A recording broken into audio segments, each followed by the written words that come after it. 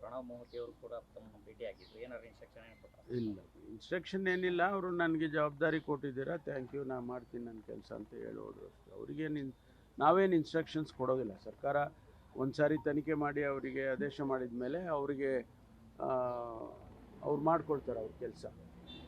ಈಗ SIT ತಂಡದಿಂದ ವೈಯಕ್ತಿಕ ಕಾರಣಕ್ಕಾಗಿ ಯಾರಾದರೂ ಅಧಿಕಾರಿಗಳು ಹೊರಗುಳಿಯುವಂಥದ್ದು ಏನಾದರೂ ಆಗ್ತಾ ಇದೆಯಾ ಸರ್? ಇಲ್ವಲ್ಲ, ಆ ರೀತಿ ಏನು ಗೊತ್ತಿಲ್ಲ ನನಗೆ. ವೈಯಕ್ತಿಕ ಕಾರಣಕ್ಕೋಸ್ಕರ ನನಗೆ ಆ ರೀತಿ ಏನಿಲ್ಲ.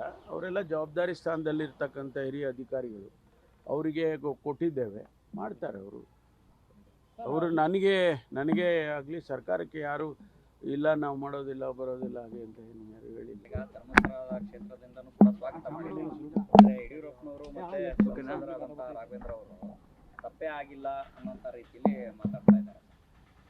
ಇಲ್ಲ, ಈಗ ಯಾರು ತನಿಖೆ ಮಾಡಬೇಕು ಅಂತ ಒತ್ತಾಯ ಮಾಡಿದರು? ಬಹಳ ಜನ ಆ ಭಾಗದಲ್ಲಿ ಇರ್ತಕ್ಕಂಥವರು, ಪ್ರಗತಿಪರ ಚಿಂತಕರು, ಆ ಭಾಗದಲ್ಲಿ ಜನಸಮುದಾಯ ಮತ್ತು ಅವರೆಲ್ಲ ಸೇರಿ ಒತ್ತಾಯ ಮಾಡಿದ್ದಾರೆ, ಕಂಪ್ಲೇಂಟ್ ಕೊಟ್ಟಿದ್ದಾರೆ.